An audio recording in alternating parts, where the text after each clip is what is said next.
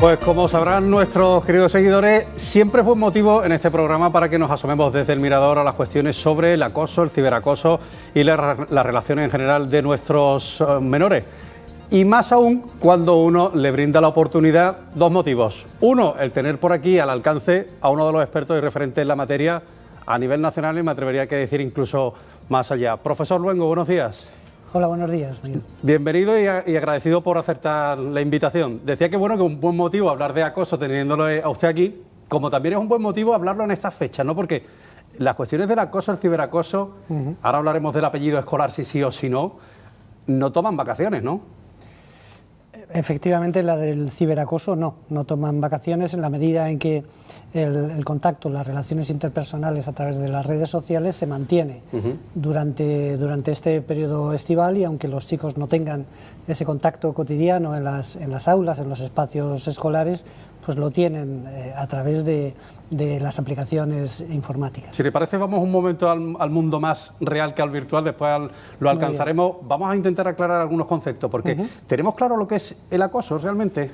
Sí, y lo sabemos desde hace bastante tiempo. Lo que pasa es que hemos tardado en nuestro país en general, hemos tardado en encontrar las claves, primero en creernos que verdaderamente esto era un fenómeno lacerante y tremendamente humillante y lesivo para los chicos y las chicas que lo sufrían, y luego hemos tardado en poner en marcha mecanismos para su prevención, para su detección y su corrección. Sin embargo, hay que decir que en estos últimos 5 años las cosas se están haciendo cada vez mejor.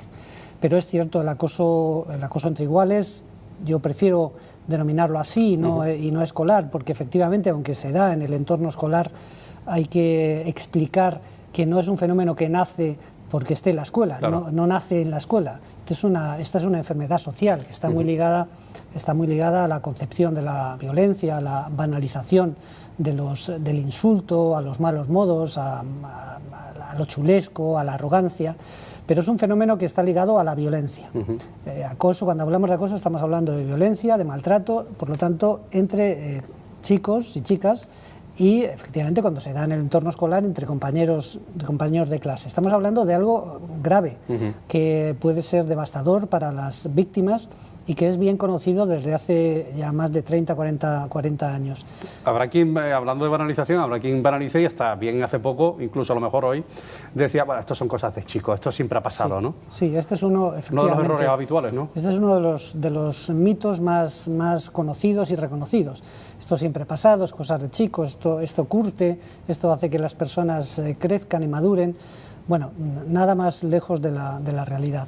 Ahora, bien es verdad que, aunque el fenómeno lo conocemos desde hace mucho tiempo, en los últimos años, sobre todo con la llegada de las tecnologías de la información y el acceso a las redes sociales y el acceso a las relaciones interpersonales a través de estas aplicaciones, pues han aparecido nuevos fenómenos que forman parte del mismo núcleo, que en el fondo es faltar al respeto, atentar contra la dignidad, humillar, hacer daño a alguien, bien en los espacios físicos, ahí hablaríamos del acoso, o bien en los espacios virtuales.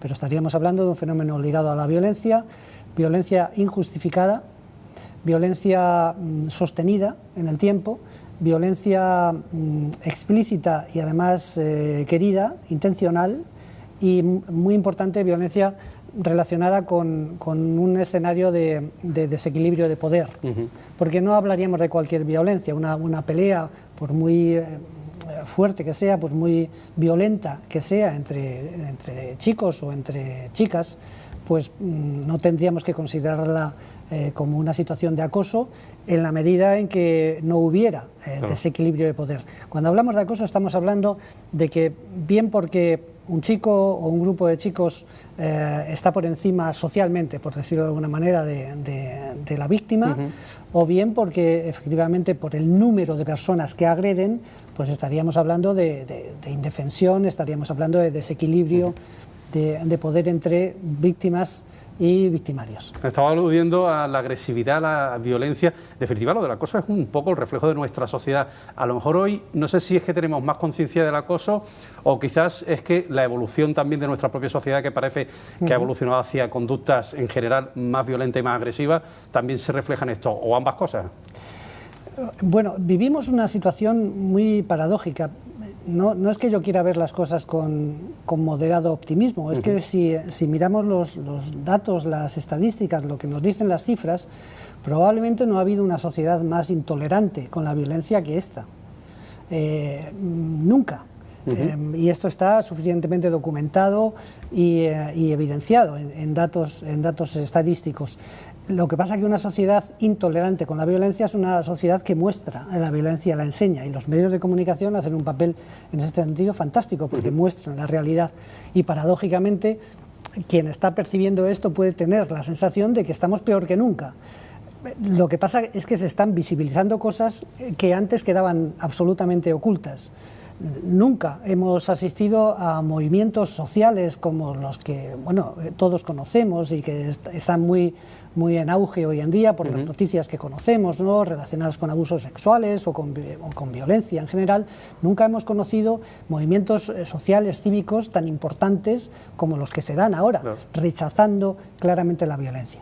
Pero bien es cierto que nuestros chicos y chicas, niños, niñas y adolescentes ven esa violencia, y si no gestionamos esto bien, los adultos, padres, madres, educadores, pues a veces se produce un efecto de normalización y de banalización. Entonces, chicos y chicas cometen actos absolutamente irregulares, en muchas ocasiones ligados a estos fenómenos de humillación a otros y demás, pensando que es algo normal, que es lo que hay, que es lo que de alguna manera pues hay que hacer, ¿no?, si estamos en este escenario. Es un fenómeno muy paradójico, pero quiero insistir en esta idea. Nunca hemos estado más cerca de detectar bien el fenómeno, de prevenirlo y de intervenir de manera adecuada. Hablaba de gestión de emociones, gestión de sentimientos, de personalidad, de autoestima. Un poco de todo esto también se engloba en el fenómeno del acoso. Efectivamente. El fenómeno del acoso tiene que ver con cómo interpretamos la vida y cómo interpretamos las relaciones con los demás, cómo interpretamos mi relación con los que están a mi lado de manera cotidiana. Si me siento superior o no, si entiendo las diferencias, cómo acepto que otras personas piensen de manera distinta a mí, o que vistan de manera distinta, o que tengan intereses de manera diferente. Entonces, lo que es evidente es que nosotros nos encontramos en un proceso, sobre todo en el que sabemos que niños, niñas y adolescentes tienen que aprender a vivir, tienen que aprender a convivir, y desde luego es indudable que todo este tipo de cuestiones ligadas a cómo gestiono mis emociones. Cuando hablamos de emociones estamos hablando de cómo me emociona el mundo, cómo respondo yo desde el punto de vista de las sensaciones, de las emociones, de los sentimientos a las cosas que pasan. Entonces es indudablemente relevante, muy pertinente, y el sistema educativo en general está dándole importancia ahora a cómo ayudamos a nuestros chicos y chicas a autoevaluarse, a conocerse mejor, a conocer cómo responder a situaciones que van a ser desagradables y que se van a encontrar con ellas a lo largo de la vida, cómo poder afrontarlas, confrontarlas y cómo poder dar respuesta adecuada a ese tipo de situaciones. Hablaba del entorno escolar, pero como hemos dicho ya anteriormente, vamos a desterrar el apellido de escolar en el acoso, sino acoso con mayúsculas. No solo en el entorno escolar me imagino que está el prevenir y el evitar este tipo de situaciones. Me imagino que la familia aquí contamos mucho, ¿no? Claro, yo creo que es una consideración muy atinada. Y yo no me cansaré de decirlo, la escuela recibe a los chicos y chicas normalmente a partir de los 3 años, muchos niños y niñas ya han empezado a ir a partir de los 4 meses a escuelitas infantiles, a centros de educación infantil, y es indudable que los tenemos hasta los 18 años, al menos 175 días al año, 6 horas al día en un centro educativo, que estamos mucho tiempo con ellos. Por lo tanto, los profesores y las profesoras tenemos una responsabilidad clarísima en la educación, en el modelo que prestamos, en el ejemplo que damos, en cómo les ayudamos a los chavales a aprender a convivir, pero desde un modelo de convivencia democrático, sano, ético, etc. Pero claro, padres y madres tenemos una responsabilidad inherente al ejercicio de la patria potestad, pero sobre todo yo creo que incontestable. Desde que nacen nuestros niños nos miran, nos escuchan, ven cómo reaccionamos, cómo hablamos, cómo reaccionamos a las noticias de televisión, por ejemplo. Yo estoy viendo una noticia de televisión en la que niños y niñas, personas aparecen muertas en el Mediterráneo, en una balsa destrozada por un temporal, y nuestros niños están viendo esa noticia y lógicamente nosotros tenemos mucho que decir. Claro. ¿Qué decimos? ¿Cambiamos o no cambiamos de canal? ¿Expresamos emociones? ¿Hablamos con nuestros hijos? Mirad lo que pasa. Tenemos la responsabilidad de ayudar a los que más sufren. Toda esta serie de cuestiones tienen mucho que ver con esto. Con esto que estamos hablando. Hay determinadas cuestiones que en el sistema educativo los psicólogos y las psicólogas educativas conocemos bien y que tienen que ver con cómo los padres explicamos a nuestros hijos cómo afrontar situaciones conflictivas en las aulas, porque todos los padres hablamos con nuestros hijos e hijas diciéndoles casi cada día qué tal has estado en el cole, cómo te ha ido. Cuando nuestro niño nos cuenta, pues hoy he tenido un problema con un chaval, ahí en ese momento tenemos una responsabilidad grande. Claro, no es lo mismo decir, hijo, si te pegan, pega, que decir, oye, si sufres algún tipo de agresión, no dudes en contármelo, claro. Habla con tus profesores, pero no ejerzas esa misma violencia. No es lo mismo decir, por ejemplo, ante un comentario de un niño o de una niña, mamá, a Víctor, un amiguito, le están haciendo daño o no le dejan jugar al fútbol con nosotros. No es lo mismo de decir, bueno, hijo, no te metas en líos, que decirle, oye, pues a Víctor hay que ayudarle. Claro, este tipo de cuestiones parece que no son importantes, pero así es como creamos... Ahí quería ir yo exactamente ahora mismo, profesor, el detectar tanto al acosador como al acosado, ¿no? Efectivamente, efectivamente, es muy importante y ahí los profesores tenemos una labor especialmente importante porque nuestra mirada, el cómo observamos a nuestros niños y niñas, insisto que no todos los profesores están 6 horas al día con su grupo, pero sobre todo los tutores en primaria, especialmente en educación infantil y en primaria, pasan bastante tiempo, 3-4 horas al día. 3-4 horas al día te da tiempo en un grupo de 26, 27 chicos y chicas a conocer cuál es la realidad de las relaciones interpersonales, a quién habla, quién no habla, quién es más activo, cómo juegan en los recreos, quién es este aparente grupo de líderes o de lideresas. Bueno, y en ese espacio tenemos una responsabilidad grande trabajando a través de programas y proyectos de educación emocional para intentar que el clima de nuestro grupo sea un clima de relaciones interpersonales razonable. Eso no quiere decir que no haya conflictos. Sí, sí. Es evidente que tiene que haber conflictos porque aprendemos a convivir, lo he comentado antes, conviviendo, y en la convivencia pues hay peleas, hay desencuentros, pero tenemos que gestionarlo bien. Ha habido una campaña, perdone, una reciente campaña también, hablando de los entornos, de comprometer un poco, implicarnos, como en esto nos tenemos que comprometer, implicarnos todos, incluso también los menores entre sí, o sea, el entorno también, y me parece que se llamaba algo así como los héroes sin antifaz, o algo así, quiero recordar, que era un poco decir, oye, si tú ves, como estamos haciendo ya los adultos, si ves algún maltrato, denuncia tú en primera persona o denuncia como persona que ha visto este tipo de maltrato. En definitiva estamos hablando de eso, ¿no? Efectivamente. En cada región, comunidad autónoma, pues hay distintos proyectos o programas con denominaciones diferentes, pero con una idea referente, y es tenemos que intentar evitar el silencio epidémico, ese silencio que hace que estemos observando cosas, estemos observando que hay personas que sufren y miremos hacia otro lado. Esto es especialmente importante. Pero especialmente importante porque de lo que hagamos siendo niños estamos creando el germen de lo que vamos a hacer luego siendo adultos. La importancia de que los chicos y las chicas tomen conciencia de que no es contemplable, de que no es aceptable que un compañero esté sufriendo, de que un compañero pues esté recibiendo permanentemente insultos, humillaciones. Esto no es contemplable. Entonces, ¿qué hay que hacer? En otros contextos se habla de chicos valientes, ¿no? Chicos valientes que hablan, que elevan la voz y dicen, ya, hasta aquí. Sí sabemos una cosa, Miguel, y es que cuando el grupo de compañeros hace frente al violento, lo voy a decir de otra manera, violento siempre va a haber. Seguro. Pero cuando el grupo de compañeros hace frente al violento, el violento deja de ejercer la violencia. Se le aísla, ¿no? Se le aísla y, entre otras cosas, porque sabemos que la violencia se mantiene por ese silencio que llega a ser epidémico y sobre todo porque en muchas ocasiones se jalea y se refuerza, claro.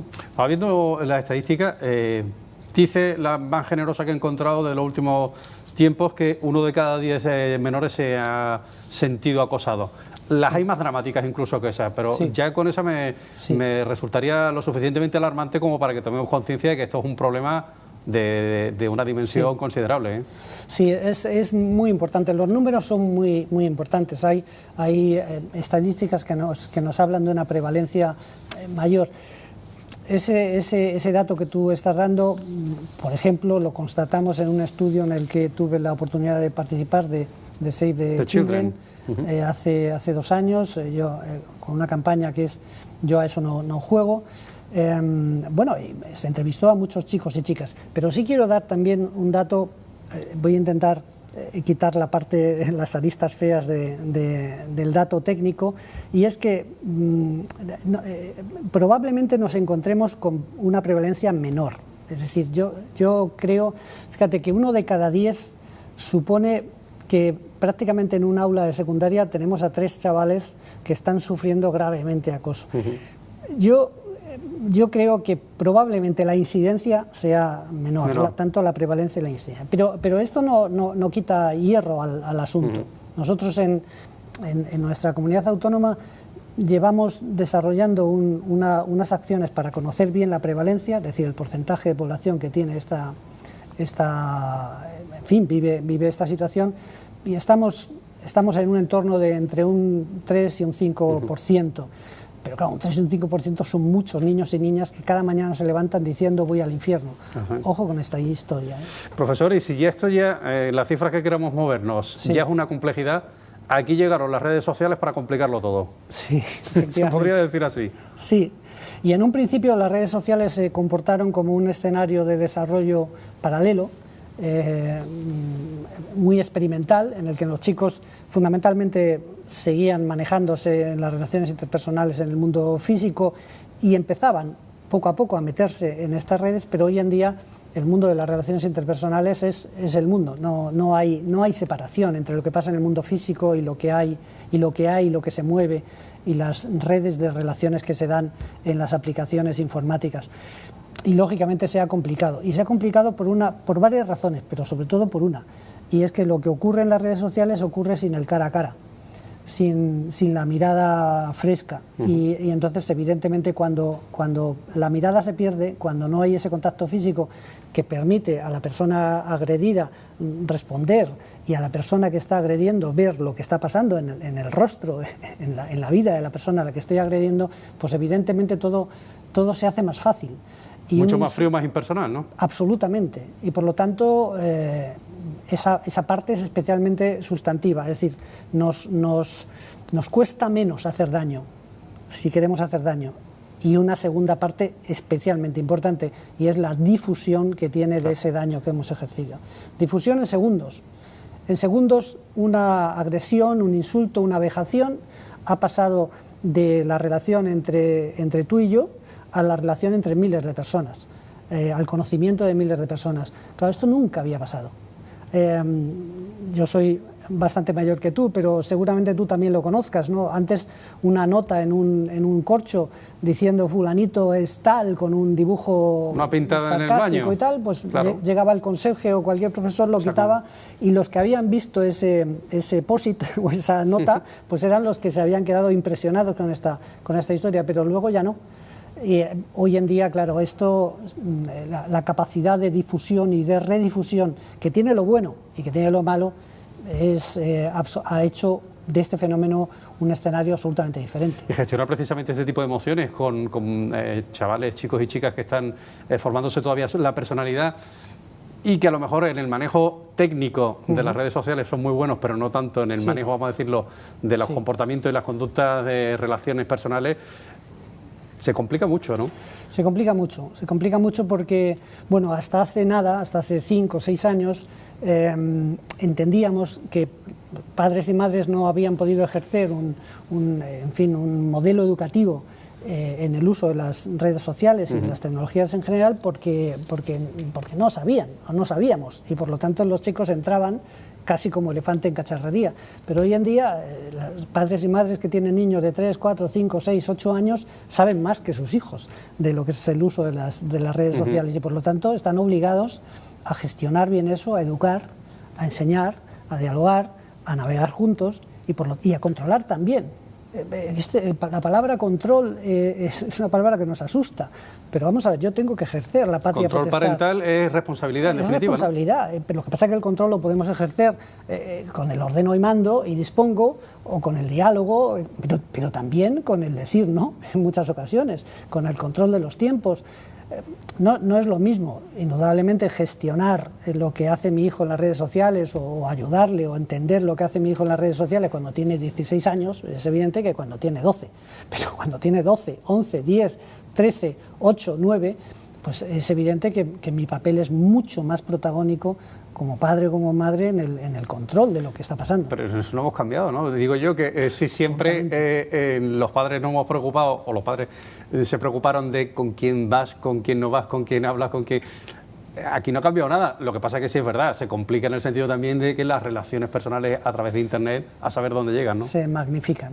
Y esto pasa con las relaciones interpersonales y pasa también con el acceso a contenidos, de lo que hablaremos en las jornadas, en estas jornadas de psicología educativa que se celebrarán en Sevilla. 28 y 29 de septiembre. 29 de septiembre, que tiene que ver con a qué mundo acceden nuestros niños y niñas sin que los adultos sepamos qué están viendo, dónde se están moviendo, con quién están hablando y cómo están gestionando eso que ven. Todo esto se puede prevenir, ¿no? Sí. O por lo menos se debe. Sí. Y la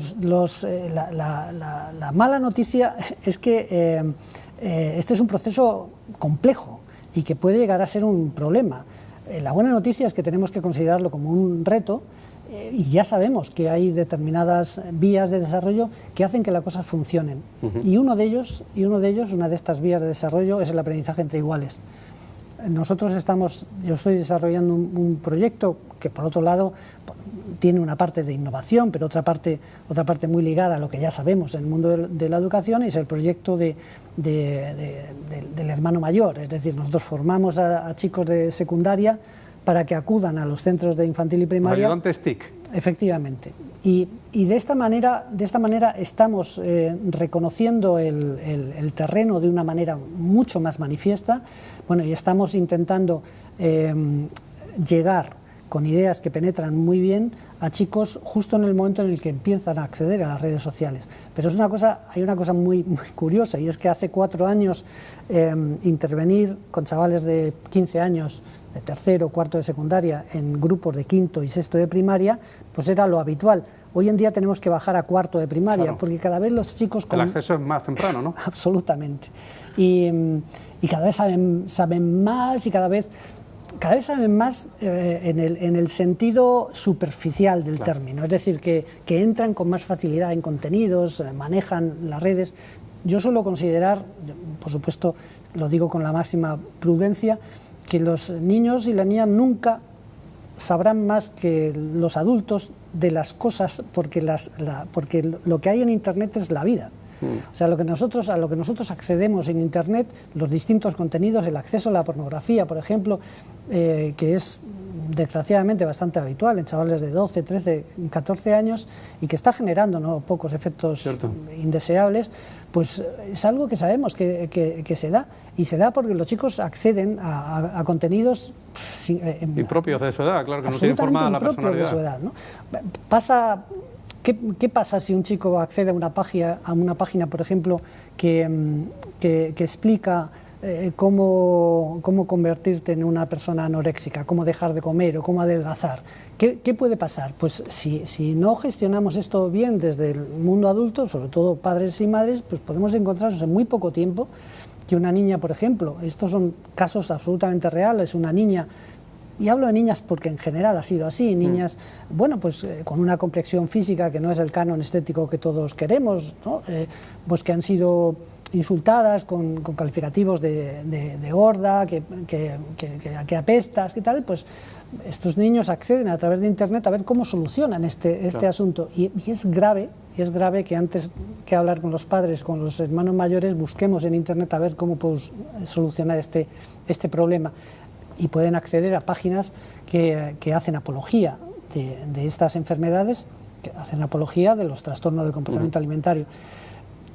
Bueno, estamos hablando de cosas, yo no quiero asustar, pero estamos hablando de ni alarmar, pero cuando hablas a veces alarmas, pero es que la alarma no tiene por qué ser negativa, son señales claro, que te permiten ver bueno, que hay escenarios, pues como tú bien decías antes, como antes había escenarios físicos, espacios físicos donde no queríamos que probablemente esa sería una buena recomendación. Tendremos que volver un poco a la comunicación directa y menos a hablar a través de estos dispositivos y hablar al trato personal, sí, ¿no? Sin duda. Yo muchas veces suelo decir, ¿a cuántas personas felicitamos, personas queridas, felicitamos el cumpleaños llamándolas por teléfono? Cada vez a menos. Sí. Mandamos un WhatsApp y ya está. Eso sí, le ponemos muchos emoticonos, muchos besitos y muchos gorros de fiesta. Pero ahí estamos perdiendo costumbres que han hecho del ser humano lo que hoy en día es, y es la mirada, el contacto, el abrazo. Con lo cual habrá que volver un poco a lo más básico y lo más primitivo en el mejor de los sentidos, ¿no? Digo, lo emocional también, ¿no? Sí, probablemente lo que tengamos que buscar es el equilibrio. ¿Tienen nuestros chicos y chicas que jugar a videojuegos? Pues sí, tienen que acceder a plataformas de televisión donde puedan ver alguna serie, pues dependiendo de la edad, pues también. Tienen que tener una aplicación de mensajería instantánea, también, pero tienen que salir a la calle, tienen que jugar, hacer deporte, tienen que estar en casa sentados con sus padres de vez en cuando, tienen que oír a sus hermanos mayores echarles la bronca.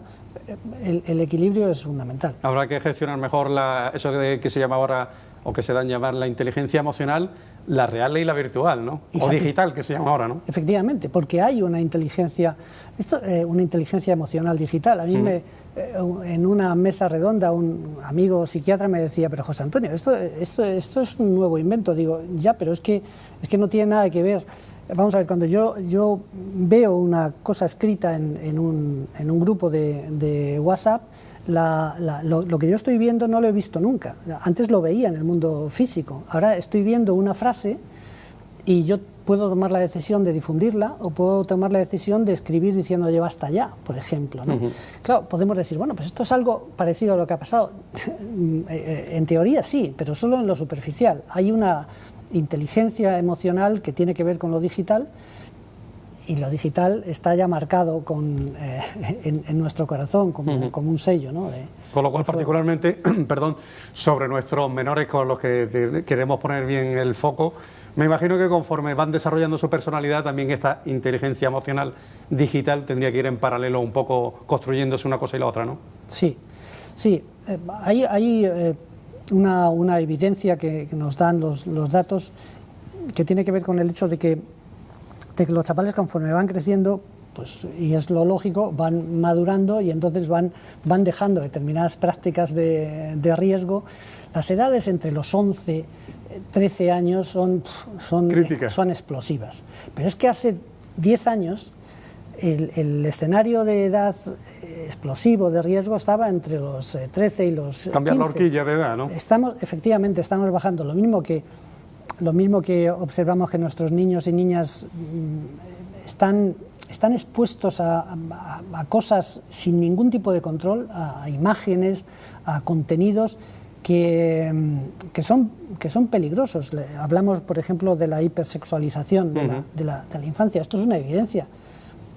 Hace bien poco, antes de terminar el curso, en un aula de quinto de primaria, niños entre 10 y 11 años, bueno, yo veía que cuando en un taller en el que estábamos hablando con ellos sobre a qué cosas accedían en la red, qué cosas tenían en el teléfono, esto era impensable hace 4 años. Yo te puedo decir que estoy metido en este mundo, hablo mucho con los chicos y con las chicas para saber qué hacen. Pues claro, yo les decía, pero ¿y esto saben vuestros padres que estáis entrando en estas? Bueno, unos decían que sí, otros decían que no. Bueno, estamos en un momento crítico en el que tenemos que tomar las riendas de algo que es de cajón, de madera de pino. Y es que educar es algo que requiere tiempo, que requiere mirada, que requiere a veces enfadarse, que requiere poner coto a determinadas cosas, que requiere mucho diálogo y que requiere supervisión, y esto es evidente. Pues profesor Luengo, licenciado en Psicología por la Universidad Complutense de Madrid, máster en Psicología Educativa, experto en intervención en centros y tantas otras cosas. Bueno. Le seguiremos de cerca, pero ya será a partir de septiembre, no le emplazamos como los malos estudiantes ni mucho menos, porque será a final de septiembre cuando tengan ustedes con el Colegio de Psicología de Andalucía Occidental un encuentro estupendo, 28 y 29 que estamos anunciando ya, cuando se hable precisamente de estas cuestiones y de mucho más, ¿no? Efectivamente. Yo quisiera decir algo que hace poco le decía al consejero de Educación en la Comunidad de Madrid, cuando le hacía ver que no estamos psicólogos y psicólogas, la psicología no está suficientemente contemplada en el sistema educativo. Le ponía un ejemplo. Tú sales a la calle, sales ahí a la Avenida del Mar, ¿no? Y preguntas a cualquier persona, ¿usted cree que hay un psicólogo o una psicóloga en su colegio, en el colegio donde van sus hijos? Y casi todo el mundo dirá que sí. Esto no es así. No es así. La psicología durante mucho tiempo fue expulsada. La psicología tiene un sello, un marchamo, unas competencias que probablemente nunca han sido tan importantes como ahora en relación con todos estos aspectos que estamos tratando. Y un dato muy objetivo: una persona se pone enferma y acude al médico en atención primaria si tiene algún problema relacionado con las emociones, con su salud mental, acude al centro de salud mental. Bueno, afortunadamente no son muchas estadísticamente, pero un niño como mínimo desde los 3 años hasta los 18 está en un entorno educativo. Claro. Y estamos hablando de todos y de todas, no estamos hablando de algunos.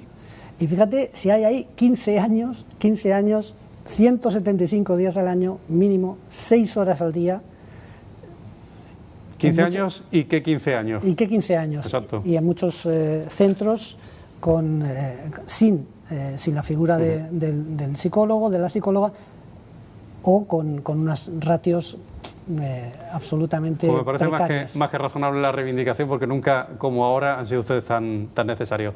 Profesor Luengo, ha sido un placer tenerlo por aquí y esperemos contar con usted en otra nueva ocasión por aquí por El Mirador. Pues nada, un placer, muchas gracias. Muchas gracias. Y a ustedes que les digo que una pequeña pausa y a vuelta de publicidad seguimos aquí en El Mirador. Hasta ahora.